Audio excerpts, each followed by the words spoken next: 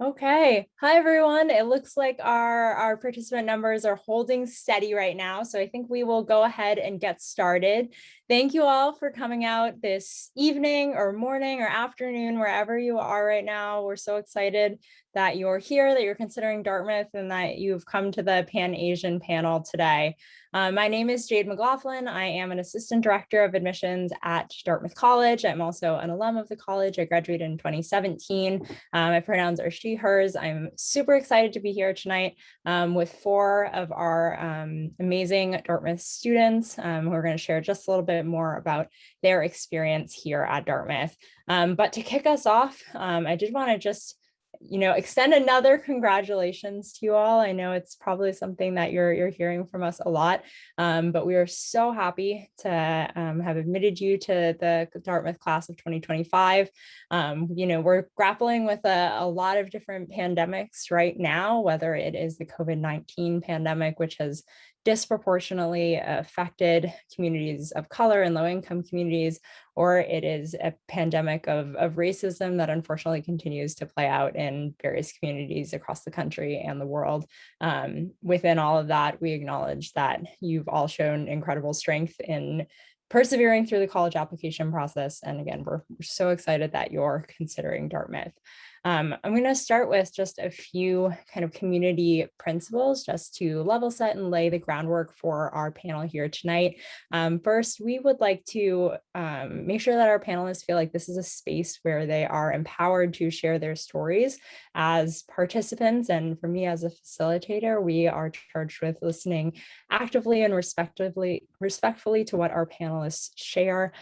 And then finally, recognizing that although we have four experiences of Dartmouth here, they are only individual stories and perspectives on Dartmouth and don't accurately capture all of the various perspectives of Dartmouth as an institution. And this is not an information session by design, but I just want to share a little bit for those of you who maybe have not made your way up to the college before, where Dartmouth is located. You can see on this map that we're in beautiful Hanover, New Hampshire, a small town of about 11,000 people, halfway between Boston and Montreal. And if you decide to choose Dartmouth, we're excited to welcome you here when it's safe. Unfortunately, the college is closed right now to visitors, so I can't encourage you to come here and visit the college, but I can assure you that it's really a beautiful community and place to live during college. This is just a small snapshot of our student body. Dartmouth is a small college with about 4,400 undergraduate students and 2,000 grad students, representing all 50 states, over 90 countries. I know the slide says 68, but that's just the most recent class of 2024. So we're really bringing together students from all walks of life to our small community, but we know that our students are more than just numbers. So without further ado, I'm going to pass it over to our student panelists and we will hear their introductions.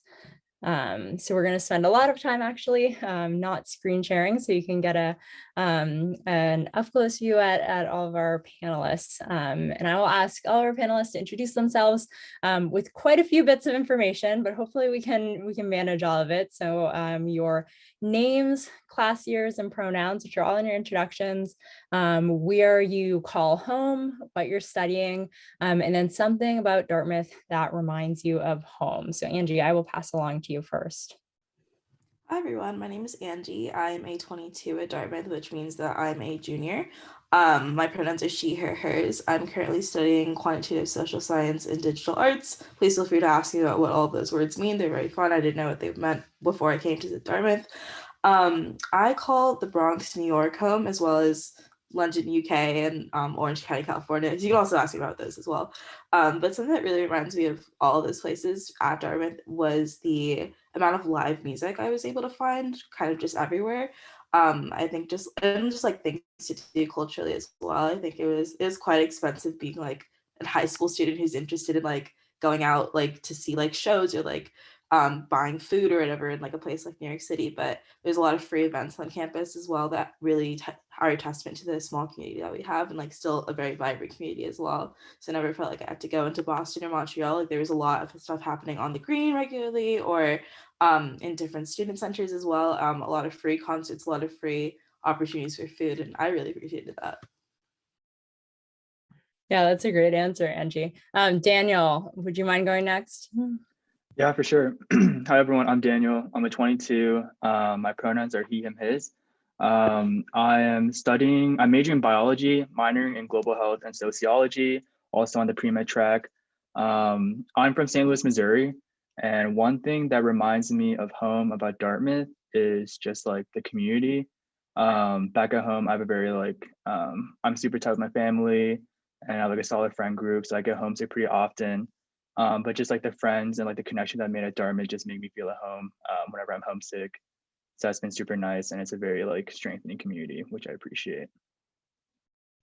Yeah, absolutely. Nick, I'll pass it over to you. Hey, I'm Nick. I'm a 23. My pronouns are he, him, his. I'm come from San Diego, California, and Jakarta, Indonesia. I'm currently studying biomedical engineering with a minor in computer science and English, and I'm also on the pre-med track. As for one thing that reminds me of home, I would say, honestly, like the comedy groups on campus. You know, I'm pretty involved in comedy. I write for the Dartmouth Jack-O-Lantern, which is our satire paper, as well as Dartmouth Comedy Network, which is our sketch kind of group. And honestly, like the reason why I find home in those so much is because like it's not self-serious, you know, like it's like, yes, we're at like a really, you know, competitive and academic environment, but you can still, you know, unwind, have a laugh, and just, you know, have fun with it. That's great. Last but not least, Sarah. Hi, everyone. I'm Sarah. I'm also a 22. I use she, her, hers pronouns. I am from Honolulu, Hawaii, and I'm studying cognitive science with a focus in social inequity and minoring in women, gender, and sexuality studies and Asian societies, languages, and cultures. Really, though, it's Chinese language, Mandarin.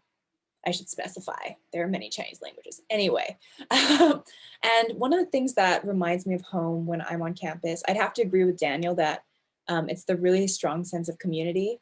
But in particular, Hokupa'a, our Pacifica Club, is a very strong community on campus.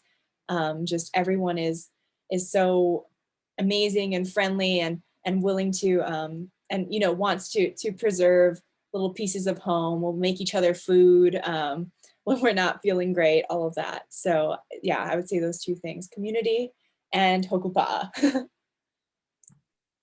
Awesome. Thank you all so much for your introductions.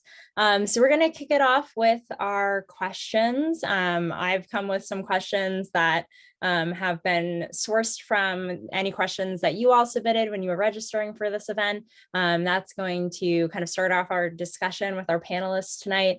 We also have the Q&A box open. So if you do have any questions, if we're not getting at what you're interested in, please let us know. This panel is for you. We want to be the most helpful for you as possible when you're making this decision. So please drop your questions in the Q&A and we'll try to make sure that we get to them. To kick us off, I've been thinking really about the transition to college. I think it's front of mind because that's, you know, what is awaiting you no matter where you attend, whether it's Dartmouth or another institution this fall. It will be a transition.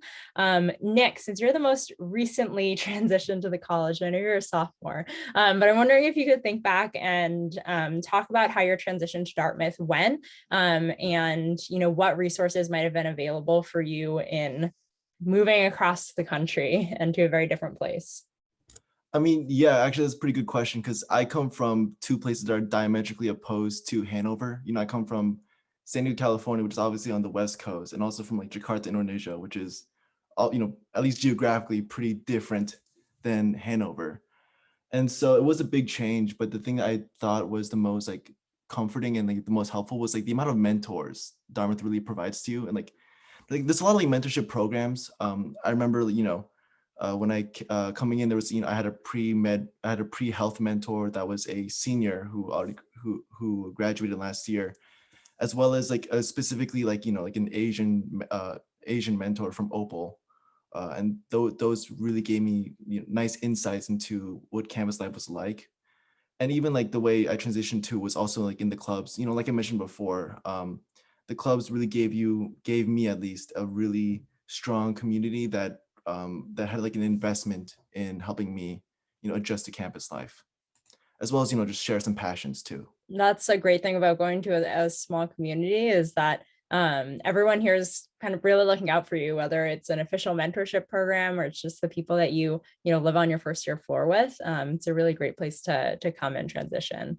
Angie, I'm wondering if you could share a little bit about how you navigated that first fall here. How did you choose your classes? How did you choose what to get involved with? There's so many things to do here that I think sometimes you're like, where do I even begin? Yeah, I think with freshman fall, I really bought into the liberal arts experience. And so I wanted to try a bunch of things that I knew like Dartmouth would give me the really unique opportunity to try. So I didn't really know what I was going to study when I came in freshman fall. And I appreciate that Dartmouth had given me the freedom to say that and to say, like, I'm not really sure what I'm doing with my life right now. I'm just a teenager, but I'd like to just try different things and see what happens. So my freshman fall, I took Russian 1 just because I thought it was a cool language and I have relatives who like speak it, and I just thought it would be fun to try something new. I'd also heard a lot about Dartmouth's unique language teaching methods. And I also took my writing requirement. We have a freshman writing requirement, and so mine was tailored towards reviewing kind of yourself. So the writing that we were doing to kind of like brush up on our writing skills for college was related to like reviewing like movies and TV shows and like videos. And I thought that was very nice because obviously I'm someone who really likes to watch movies and like watch music videos and stuff. My third class was, I think, Econ 1. So I think Econ 1 was a class that I was told, is like, it's a very important college class. It's like one of the things that you should like, one of the things you should see at Dartmouth basically before you graduate. And my professor was this like retired, I think, like track and field coach who just like also like just comes to Dartmouth and teaches economics. And he's really good at what he does, obviously, but he's only teaching in the fall. So it was cool to hear.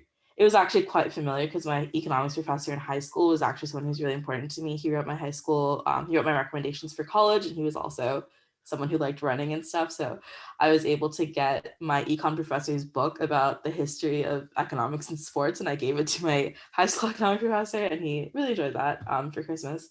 But yeah, so for freshman fall, I really just enjoyed sampling different things, and it's actually kind of all completely like not related to what I'm currently studying, but I really appreciate that moment of just being like, it's college, like I'm settling in, I'm trying a bunch of new stuff, I might as well like just like see where it takes me. And I think I had a really good transition to my first fall here. Sarah, I think this is a great connection with one of the questions that we have in the Q&A right now. Do you need prior knowledge in a subject during high school to major in that field? I'm guessing that you might not have taken a cognitive science course before coming to Dartmouth. Could you tell us how you got to your major and how you felt prepared to take that on with limited or no experience? Yeah, definitely. So yes, I had absolutely no experience in cognitive science. I did not know what cognitive science was coming into Dartmouth. In fact, probably a year into my major, I still wasn't 100% sure what cognitive science is. That's one of the questions I get most often is just like, what even is cognitive science? So for me, the way that I found my major was by just kind of experimenting. I took a bunch of different classes during my freshman year and found that I had a lot of really diverse interests. And I was like, oh, I'm just really interested in studying people. I'm really interested in why people work the way they work. And in particular, I'm really interested in how the way we think forms the society around us. In particular, allows for the creation and perpetuation of inequity. And just in all of these, thinking about what is the core of what I'm interested in, I stumbled across the cognitive science major.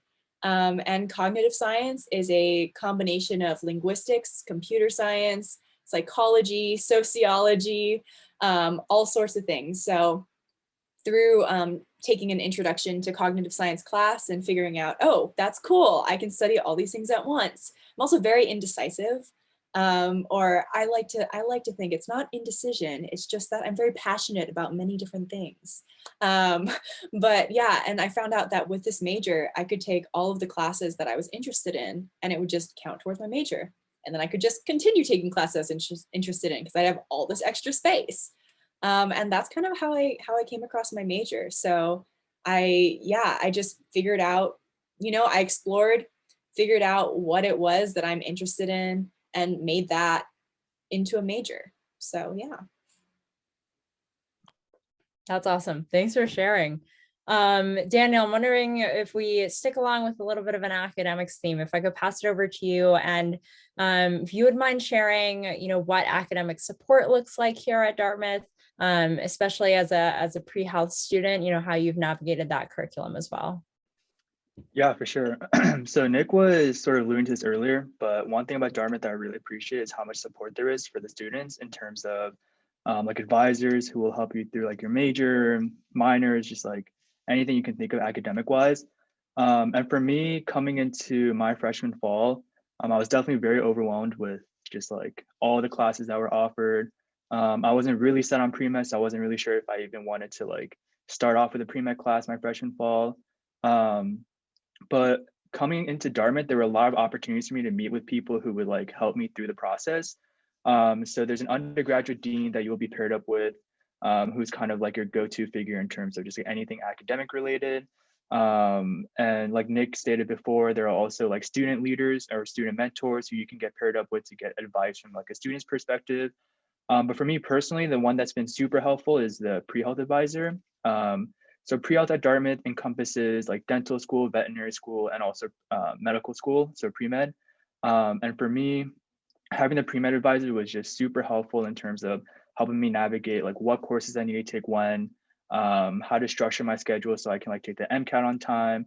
There's a lot of things I have to sort of be thinking about, and having the pre-health advisor, specifically at Dartmouth, has just been very helpful in terms of helping me stay organized and on track with everything that I need to get done. Yeah, absolutely. I think that's great that for our pre-health students, they have that extra layer of support. You have so many advisors at Dartmouth, but to have someone who's really specialized in what they do is a big help for our students. Sarah, I'm wondering if you might be able to share your experience with the D plan. And I know study abroad ties into that. So if you wouldn't mind just sharing the opportunities that you've had through your D plan. Yeah, definitely. I am a huge believer in the D plan. I just want to say that from the get-go. It makes things so flexible as far as like, when you're on campus, when you're off campus. So the way that I actually structured my D plan was, as a freshman, you're on campus for the first 3 terms. Well, the summer after my freshman year, I actually spent studying abroad in Rome, doing it was technically a foreign study program, not a language specific program, but I was taking 2 Italian courses, Italian 1 and Italian 2, and also learning about Italian culture. And it was an absolutely incredible experience. It was so much fun. We actually had every Friday off. So we had 3-day weekends every weekend where we could explore Italy. I learned so much Italian. I learned so much about myself. We were living in apartments, not actually on a campus. So I had the opportunity to, to learn how to cook and just live with my classmates. And one of my best friends I met on that trip. And this was all with a Dartmouth professor who was absolutely incredible. I actually went on a walk with her last week. She's just an incredible person, Professoressa Canepa. And and it was just a great time. So so that was my summer. Well, I actually decided to study abroad again right after that. I went straight from Italy to Beijing and did a language study abroad program. So that was just 3 Mandarin courses. So it was just kind of just Mandarin all the time. But that was another incredible experience for me. Just really having a better grasp of Mandarin as the language, and also really like connecting with my roots as well, because my mom is Asian American, was born in the United States, but my grandparents immigrated to the US when they were younger, and so in some ways we were a little bit disconnected, but I feel like this study abroad was a really great opportunity to kind of reconnect with my heritage. And I think especially, you know, at a certain point we went south, and I was just like hour away from where my grandma grew up, you know, where her dad built their house and all these stories that I've heard of. So it was really an incredible experience. But yes, love the D plan. Also was able to be home in Hawaii over the winter instead of in Hanover, New Hampshire, which, I mean, some people love the winter here. I enjoyed experiencing it once. I'm good now. Rather be home in Hawaii, but yeah, it's just there's a lot of flexibility built in, and it makes it easier to find internships as well, which I was also able to do over the winter and not compete with people for summer internships. So love the D plan, big fan. Study abroad is great. Yeah, a lot of great advantages to the flexible quarter system. Angie, would you want to share a impactful experience that you've had with a faculty member? I'm sure that you have many to choose from, but if you could whittle it down to one. Yeah, I think being able to just like speak about what you're going through and like have people who are responding to you is really important. So I was able to organize with an organization as part of freshman year, which is called Asian Americans for Action at Dartmouth, or 4A. And through that, we were able to do a panel that we do at that point we were doing regularly called Where Are the Asians? And so that was a place to basically liaison with different faculty members and especially postdoctoral students who are in temporary teaching positions at the college, and specifically look at the lack of Asian representation in faculty and in what we're learning in our classes, and then also just like with that Asian representation, what actual work is being done. So I got to meet with a couple of the professors in the Asian Studies department, which at that point was the Asian Middle Eastern Studies department, and now that's been split into two departments. And I was really I can't really name like all the people who were there, but they were people like I'd never really taken classes with before. I was new to the entire experience, but I was able to just like sit down with them, like ask them questions on a kind of similar panel to this one, and just hear about their lived experiences. And I think hearing that people who are coming from like India and like China and Korea and like Bangladesh and like other places, and being able to make it here at Dartmouth, not just as like someone who values academia, but also someone who's being allowed to share their academic knowledge with people, was really impactful. And I think also just hearing that, like, especially hearing that a lot of the postdoctoral students who were also like people of color were having a bit of a hard time like being able to just like sit down, like get tenure, for example, and like be able to just like have like a solid place of institutions that were using their labor and using the things that they were teaching. Learning that that was a bit difficult, even still, with all the like hard work they'd done, all of the things that they had published and stuff. That was a good, I guess, like wake up call to learn more about like, you know, this institution is really great and this institution is doing a lot to help people of color, and at the same time, like there's always going to be work that needs to be done, and it's up to people who have these identities and people who care about people with these identities to organize with them. And so that was really impactful for me, just because I mean I felt really seen as a person of color, as like a low income student, things like that. And I think at the same time I could also like aspire to kind of be one of those people like on those panels, like a long way down the road. And no matter what kind of things I eventually study, or no matter what kind of like fields I end up in, being able to like use my voice and advocate for others is really impactful for me. Thanks for sharing, Angie. I have no doubt you're going to be one of those people in the future. Nick, I'm wondering if you could tackle Monica's question in the Q&A. She's wondering how big are classes for intro classes and major oriented classes, and maybe even in those bigger classes, kind of how you've been able to navigate that. Honestly, like the only way to describe it, like it's like concerningly small. Like I have no idea how they're that small.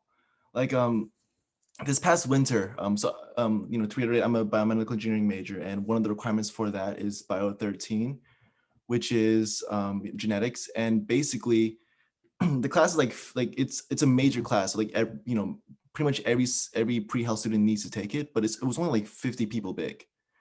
And not only was it only 50 people big, the professors at the start of the term basically like had 2 weeks blocked out for just meeting the, you know, just like having a one-on-one Zoom call and just like talking with you. And like other classes too, like even like Chem 5, like that's the biggest class I've ever had. Chem 5 is general chemistry, and that was only like 75 people big. Like classes here are small, and if you really want to, you can really get to know the professors. Like I've talked to my professors about like, you know, cycling and like induction stovetops, and which is the best brand. Yeah, I don't know if I've ever heard the term scarily small before, but classes at Dartmouth are pretty small when you think about how many folks are on campus, and the fact that you're able to get to know your professors even in a Zoom environment, I would say is not unusual across campus at all. I'm going to switch gears a little bit and move from academics into a bit more community life and life outside the classroom, because as we all know, you're students first at Dartmouth, but Dartmouth is a place to call home as well, and a community to join. I'm wondering if Daniel, you might be able to tackle this question. There are two sort of related questions about how cliquey campus might be. And as an Asian person, do you tend to hang out with other Asian people? Is there a sense of Asian community on campus? So basically, who do you spend your time with, and does it feel like restrained by cliques? Yeah, for sure. I think that's a great question. I think the nature of like any school is that cliques form. But I think the great thing about Dartmouth is that even though there are cliques, I think everyone is still they definitely just buy into the Dartmouth community, and everyone first and foremost like puts the Dartmouth community first in terms of like their social scenes or whatnot. So I just think that's really just awesome about the Dartmouth community, just because everyone is just so like kind to each other. They're all driven, but they're also like all very humble and willing to just talk to anyone and everyone they can meet. I remember even like when I was on campus as a sophomore, like I was meeting people in my class that I'd never met before, but having just like these super fruitful conversations and getting to know them. And I was able to meet some of my closest friends last winter, my sophomore winter. And these are people that I had never met before on campus, even though I was on campus for like a year and a half. So I think Dartmouth is a great community. Everyone's just super kind and caring. In terms of if there are like Asian groups on campus, there's a lot of ethnic based like social groups on campus. So I'm involved in Korean Students Association, which is an opportunity for both international Koreans, Korean Americans, or even just anyone who's interested in Korean culture to join and just get to hang out once in a while. We like to cater food. We have like a big little program where we can like meet some of the freshmen, like mentor them. And that's just a super good community for me, just because at home, like I have a lot of Asian friends. And so coming to Dartmouth was like a bit of a tough transition, just because it is a very white dominated space. But having groups like KSA has just been an opportunity for me to just like feel at home when I am far away from home. But it's not just KSA, like there are a bunch of other organizations that are ethnic based. So there's like an International Students Association. Um, there's like a group for Southeast Asians. There's a lot of different groups. I can't name them all because there's too many. But if you're interested in any of them, like you will be able to find it, and I'm sure you'll be able to find a group of people that you will love hanging out with. Yeah, thanks, Daniel. Angie, I'm wondering if you might be able to share your experience with Greek life, specifically as a woman of color. Yeah, so I'm involved in a sorority, a single-sex gender organization, a single gender organization, and I'm also involved in a co-ed organization. Here at Dartmouth, we have multiple same gender organizations, single gender organizations, and we also have a couple of organizations that are open to people who identify as any gender. So there's one that specifically offers dual affiliation. So that was a bit of a complicated process, but the thing that is, I guess, is special about that is I really had no clue about Greek life coming into Dartmouth, and I think if I had gone to any other school, I kind of tell all my other friends who don't go to Dartmouth this. If I had gone to any other school but Dartmouth, I definitely wouldn't have joined a Greek organization. I think the stereotype that they have on TV and like movies is really really profound, and like even if that isn't necessarily the case in real life, I think that was especially daunting just as someone who doesn't look like those kinds of people, or the kind of person you might think is in Greek life. That being said, I think Dartmouth's introduction to Greek life was kind of changed, like opened my mind as to like what kind of things I could get out of it as like being the person that I am, and specifically not being like someone who's like traditionally thought of as someone who goes to Dartmouth or the traditional Dartmouth student. Specifically, I really appreciated that Dartmouth allowed us to take a break, basically prohibited us from rushing joining a Greek organization during our first year. So that meant that we could just make friends organically through our classes, our clubs, just seeing people in like our dorms and stuff. And so that really helped me get a sense of who I was and what I wanted out of university before having to kind of like wear letters or anything. And so by the time I actually ended up rushing my first house, which was my single gender house, I had already studied abroad. I had already like been in a bunch of different clubs. I had already like organized different events and stuff. And so I kind of felt like this is the next step in my journey. It's not the first step, and it's not like the thing I need to do to define who I am at Dartmouth. I already feel like I have an identity that's supporting me, and this is just going to add to that. And I was lucky enough to join an organization that I felt like had a good response to the ever-present of like, what does it mean to be a person of color at Dartmouth? What does it mean to be someone of identity at Dartmouth? And like, how do you find? I think I really appreciate that my organization has been like really has conversations, makes an effort to have conversations about diversity and inclusivity. I was the inclusivity committee member for like my first term there. So just as a new member, I was able to like plan events for the entire house to just talk about these issues, talk about what it means to be a person of color, talk about what it means to be in a society that is being in an institution that's predominantly white and things like that, and just really have my voice heard.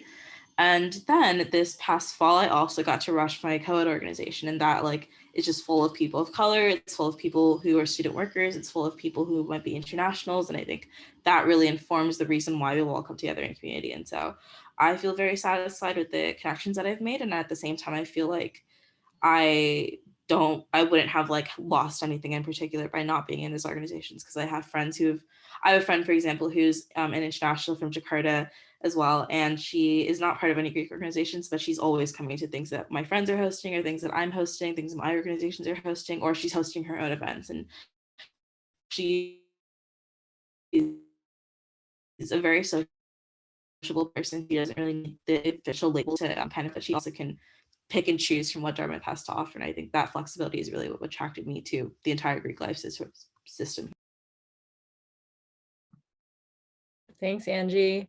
Nick, I'm wondering if I could pass it over to you for a question that is in the Q&A box right now. It asked if you need any prior knowledge before joining a club. It specifies academic or subject, or I would just broaden it out to any clubs that you're a part of. Did you do what you're doing now beforehand, or was that something that you kind of jumped right into at Dartmouth? I hope you don't mind. I'm kind of like going to take like in a slightly different direction. I'm going to talk about like not an academic club, but like the research I'm doing. So I do research with the Geisel Medical School under the Wong Lab, and basically the project I'm mostly focused on is bioinformatics, which is kind of like the intersection of like biology and data science / computer science. And going into the research position, I had no experience in really either of those fields. I took like half of one introductory CS course, but the fact that not only did my professor like my PI, which is the professor in charge of the lab, not only did he know that and hire me, and he also like gave me like meaningful work, as well as like matched me with a grad student in his lab that could like start to like mentor me and such. And honestly, the reason why that sticks out to me so much is because going in, I was also very scared in that I really had no experience in bioinformatics. But the professor, what he told me was that basically like, oh, like you're a Dartmouth student, I trust that you'll pick it up fast. And so just by virtue of being a student here, he had enough trust in me to basically pick it up, and faith in my work ethic that I would work hard to learn it, even if I didn't have any prior experience. Yeah, no, that's great. Thank you so much. Sarah, could you share a little bit about housing at Dartmouth? I know the pandemic has probably complicated that a little bit, but if you could share maybe in a normal year about first year housing, and then what happens beyond that. Yeah, definitely. So at Dartmouth, we have a housing system. So as a freshman, you'll be randomly sorted into a house. I am part of South House, which I've absolutely loved. These housing communities, you'll live with other people in your housing community during your freshman year and beyond. There are some residential buildings that are grouped together, and throughout your 4 years at Dartmouth, you'll be living in kind of the same area. Your freshman year, you may not be, but you'll be living with people who are part of the same house as you.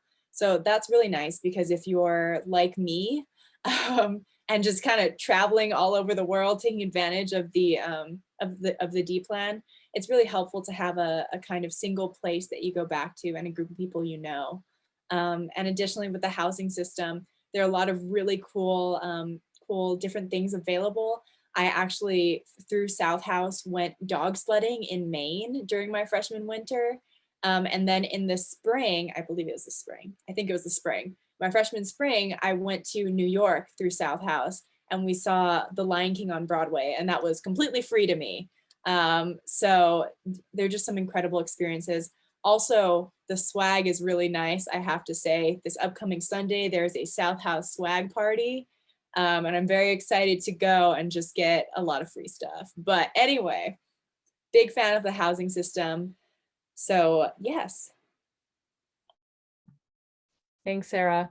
We've got a few questions about this. It's just a little bit of a more serious note.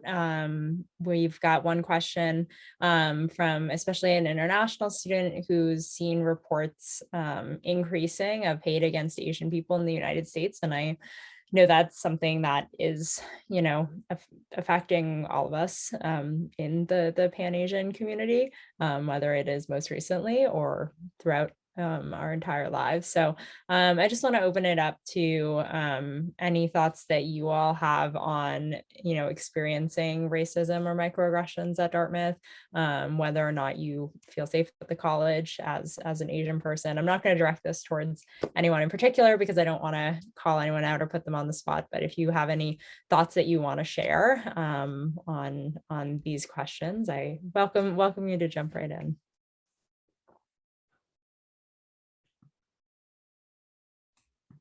I mean, I can kick us off. Basically, I saw that question too, specifically being, how safe you are, how safe, if, whether or not I feel like physically unsafe. Not really, honestly. Like I think I'm very lucky that Hanover and really the Upper Valley is a very safe place. I'm actually living off campus, if you can't tell. I'm living in West Lebanon. And when I first moved off campus, I knew I took it for granted that Hanover was a really safe place, and I wasn't quite sure that it really extended to all of the Upper Valley. And I remember, like this one time, I was like basically going grocery shopping, and I stopped by this diner called Cheryl's Diner. And when I came in, like it was like, quite frankly, predominantly white. Like I was the only Asian person. I was the only person of color there, actually, and it was just a lot of like old white men, which is again, it was admittedly a bit scary. But not only did they treat but to make a long story short, like they were really like just cheery and like really, like it was a very small town vibe. They talked to me about what it was like living in Dartmouth. Like we joked around about like sports and such. And quite frankly, I now go there like 2 times a week, and I'm still the only Asian person there, like quite frankly. But I'm even though I'm very much a minority, I still feel very much safe and really like at home. So freshman year, I think I was really lucky to find community through the organization I mentioned, 4A, as well as the South Asian Student Organization. But there was an incident freshman year where there was basically anti-Asian slurs written on a couple of people's doors in the housing community. And that was a bit disheartening to see. But what I really took away from that was just how quickly the community mobilized to say, like, this is not okay. Whoever did this, like, not necessarily like whoever did this, we're gonna like track you down and like whatever, but sure that the people who were affected by it like could have support and to know that they weren't alone. And that to me was more impactful. I think like when I was a student touring different schools, I came to Dartmouth and I had like a bunch of like questions about like all of Dartmouth scandals and like knowing like all the kind of dirty like details or whatever, just to, like know like what if they're running like skeletons in Dartmouth's closet. And I think with that could have been a moment where things could have gotten really dirty and things, a lot of things that were more harmful could have been exposed. But I think in that situation, our community was really, really proactive about being able to say, hey, like here's a safe space for people to gather to talk about this if you need to, and we're going to facilitate this, and there's going to be like faculty members there to talk to you and like listen, more importantly, listen to what you have to say and like how you're feeling. And I think a lot of like social media posts that were also made and like just kind of like collective showing of appreciation for our Pan-Asian community and for people who are affected by that, just people who just like realize that that wasn't okay. That kind of was emblematic of, I think, how we're responding to this as well. I think once we get back to campus, like that's not something that we're going to tolerate. I think like even people who have been on campus can attest to that as well. And it's not like we're even a community where people are going to just like come in and say like, oh, like in here.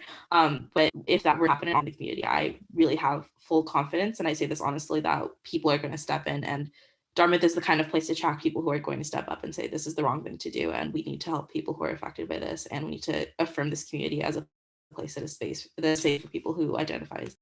Absolutely. Thank you both for sharing. I hope this answers the questions that we had in the Q&A. If not, definitely let us know. Ask another question in the Q&A.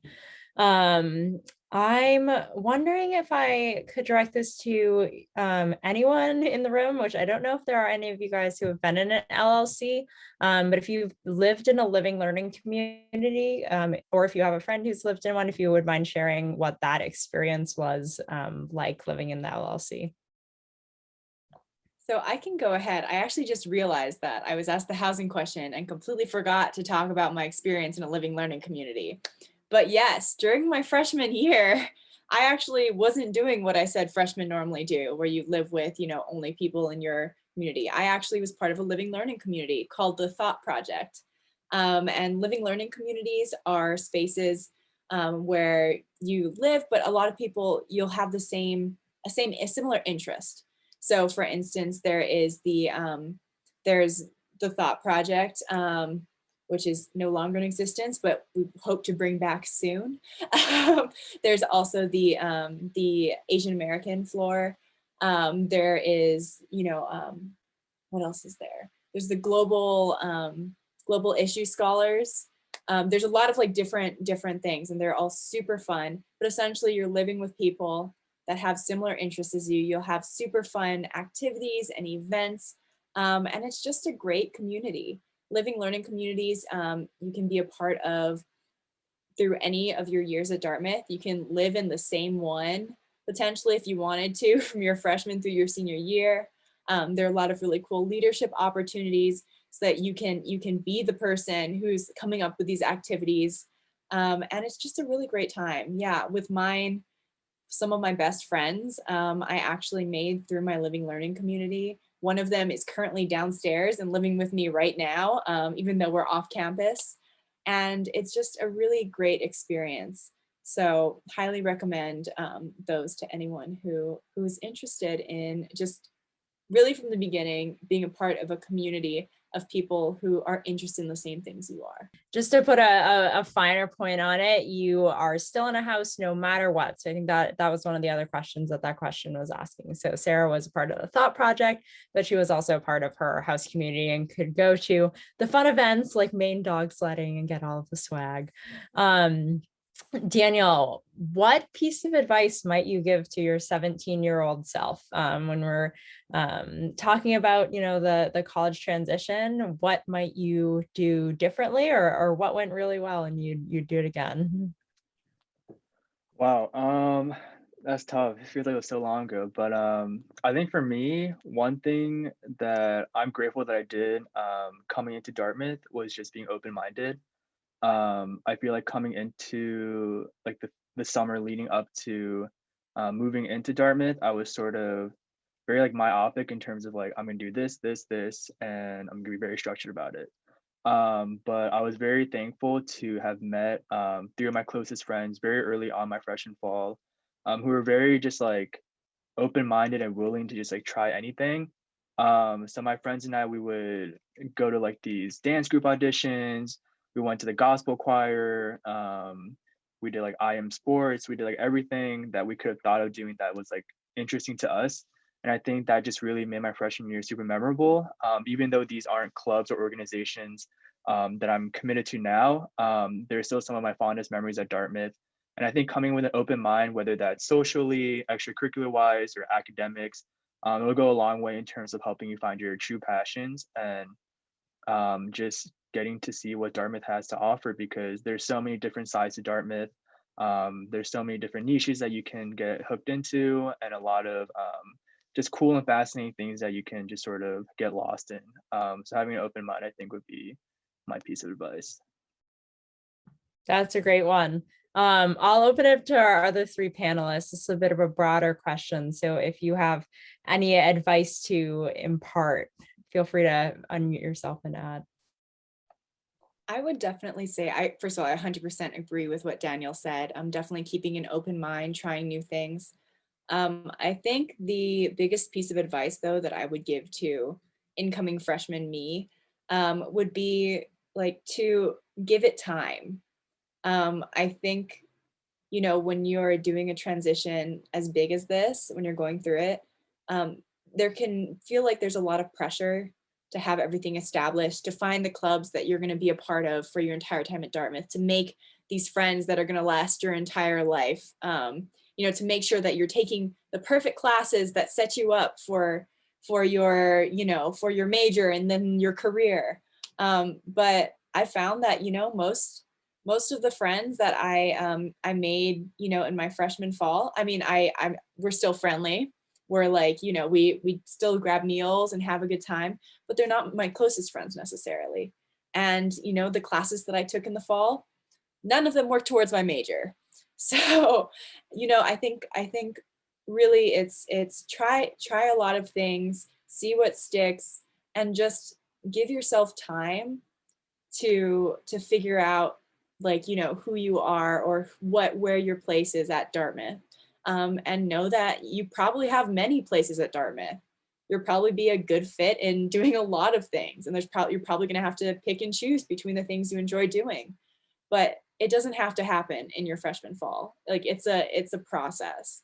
So yeah, that's what I would tell younger me. Just don't worry about it too much. Things will work out. And don't try to rush things.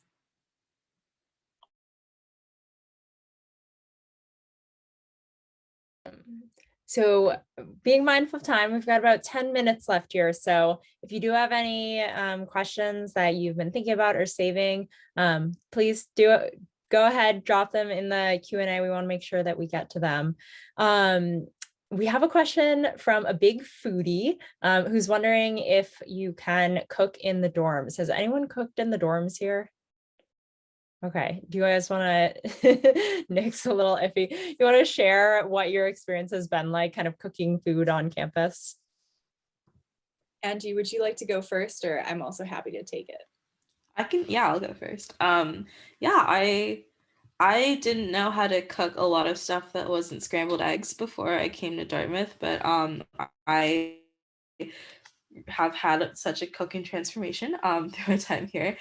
So everyone has access to, if you're living in a residential hall, everyone has access to a kitchen, which is going to have it'll have a stove, it'll have an oven, there'll be a couple microwaves, and the dorms on different floors as well.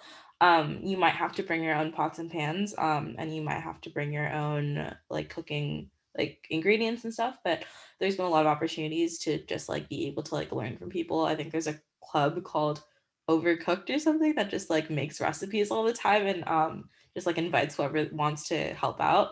And there's also a initiative that the Society Casting Gauntlet was doing when I was I think when I was a first year, which just like had utensils and silverware and cooking ingredients, and specifically ingredients that might be used to make dishes from different like non-Western cultures available for people to borrow, I guess. So it was basically accessible for people who maybe were not used to cooking or maybe not able to kind of spend money on their dining plan as well as cooking. But that being said, yeah, I've made a lot of random concoctions on during my time here, and I was, especially when I was living in my sorority, I could just like wake up at like 2 a.m. and just like go make some couscous and just like mix it with like fish sticks, and I'd be like, this is like the college experience. So I'm not gonna call myself a good cook, but I will say that I've had a lot of experience like trying different things and seeing what works. And I think I really appreciated also this past Valentine's Day, our house made a like Galentine's Day brunch, and so someone made like brie and like a charcuterie and like apple slices and like a casserole and a quiche and stuff. And so all of that was just done in the facilities that are offered to us. So there's a lot of opportunity to just like go crazy if that's what you want to do. I'd also just like to add one of the things that I'm currently living off campus, but freshman year, one of the things that I loved about cooking in a dorm is the community aspect of it. Because it's a really great opportunity to meet new people, to just hang out with your friends and cook together. Like I said, I was part of a Thought Project LLC. And one night I was just like, you know what? We're making wonton tonight. And I just sent out a text to our group me. And next thing you know, there's like 12 people in the kitchen with me, and I'm teaching them all how to fold wonton. And yeah, it was just a great, great time. So you can definitely cook in dorms. I highly recommend it. And I highly recommend using it as a way to make new friends and to bond with your friends and your floor mates. Yeah, absolutely. That's a great tip, Sarah. I'm going to broaden it out with one more food related question. Daniel or Nick, if either of you would like to take this one, just more broadly, what is the Asian food scene like? And, you know, if you're used to eating Asian food at home, what might that transition be like to Dartmouth? Yeah, I can go first. So one thing that definitely contributed to like being homesick was just missing my mom's cooking. She's an incredible cook and cooks a lot of Korean food when I'm at home. And so definitely that was like very tough in terms of transitioning to Dartmouth food, like the Dartmouth dining service obviously is not cooking up like Korean food 24/7. So that was a big transition for me. But I think in terms of on campus, Dartmouth dining services does a pretty solid job of trying to present like some like a diversity of food. So it's not just like your run of the mill like chicken tenders, pizza, like that kind of stuff. But they really do make an effort to actually like branch out and try and cook foods from different cultures that actually like taste pretty solid too. Um, so I definitely appreciate Dartmouth for doing that. But also off campus in the town of Hanover, there's a lot of great local restaurants that will definitely like satisfy any like Asian food craving you might have. So we have like, so Sushia is where I go pretty often because they have a lot of good Korean food, but there's also a place that serves Chinese food. There's a Nepalese place, a Thai restaurant. There's probably a few that I'm missing as well. But there's a lot of great ethnic restaurants in the area locally that my friends and I go to pretty often just when we're like missing some home cooked meals that we can't get on campus. So I actually had a blog post about this, about basically Asian food at Dartmouth, with the consensus being that, the DDS makes a lot of like, Asian food. I think back, pre-pandemic, they had like, FOCO Saturday sushi nights. And my consensus was, like okay, I'm being honest, it's not like restaurant quality, but like it's still not, it's decent. And like I appreciate the fact they tried, like it shows that they're at least making some effort to be aware of like other students' experiences. And also, kind of like going off what Daniel said again, uh, basically, there's not, if there's not a lot of good Asian food in Hanover, you can even just make it yourself. Like there's actually an Asian market. This surprised me a lot actually. When I didn't know about this until like 2 months ago, but there's an Asian market in West Lebanon with a pretty good selection of Asian goods. Like there's, I'm Indonesian, which is basically like it's a like not many people know about Indonesian like food and groceries, but this Asian market has Indonesian sweet soy sauce, which I thought I would never find in West Lebanon, New Hampshire. Definitely. I mean, the market that Nick talks about, I didn't realize existed as a Dartmouth student. So it's a great place to go. And if you know any students who have a car, you can rent a Zip car on campus and definitely go on over there. We're gonna end with a couple last few questions. I see one in the Q&A. We touched a little bit on this earlier, but I just want to make sure that we dedicate time to this question too. The question asker asks, being completely honest, what are any struggles you've had being an Asian at Dartmouth, and what support systems are there for those instances? So if anyone who hasn't shared or feels like they have something to share regarding this question, wants to speak up, please go right ahead and unmute yourself. Sorry, I don't want to jump the gun, but yeah, no, I mean, there are some struggles associated with being Asian American at Dartmouth, because, quite frankly, you can look at the stats. We are statistically a PWI, and I remember, this one experience my freshman year, and basically in one of the clubs I'm in, I think like someone like offhandedly like made like, I forget the exact setup. It was so long ago, but basically I think it was like joking around, like, asking why I wasn't, like invited to some like some gathering these people had, and then they just said like, as a joke, like, oh, it's because you're Asian, right? And it didn't really sit well with me, and I don't know if he meant it as a joke, but like the fact that like he just kind of casually said it really like stuck with me. And I remember, like at some point I remember like bringing it up with the leadership of the club, and basically yeah, I was really scared bringing it up. I don't know if like they would like, dismiss me, said I was, making a big deal out of nothing.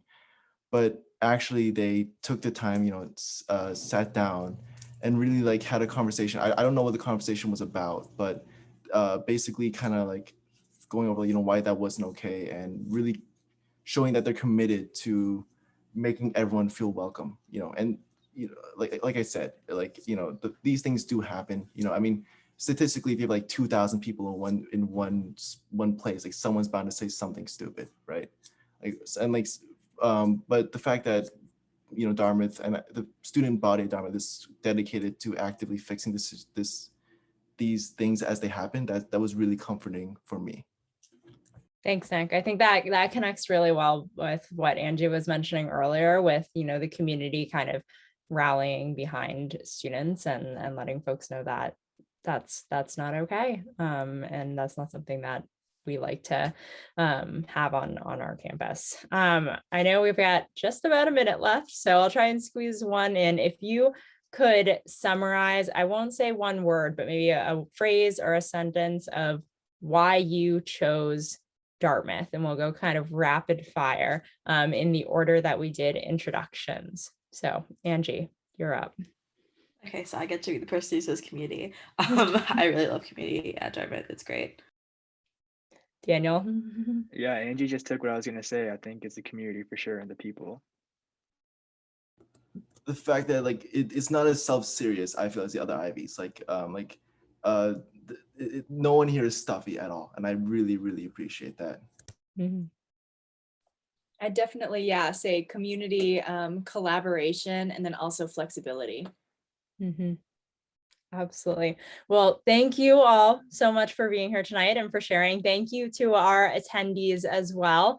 As I'm sure you know, we're hosting all sorts of other virtual events throughout the month of April and even a little bit into May before the final enrollment date on May 3rd. So we invite you to check out our admitted student event calendar. There are so many different ways to engage with current students like you did tonight, other admitted students, staff, faculty, admissions, financial aid. And we really want to, give you the tools to make a really important decision. So thank you all for being here tonight. Hope you have a good morning, day, night, evening, wherever you find yourselves, and stay safe, stay well. Bye.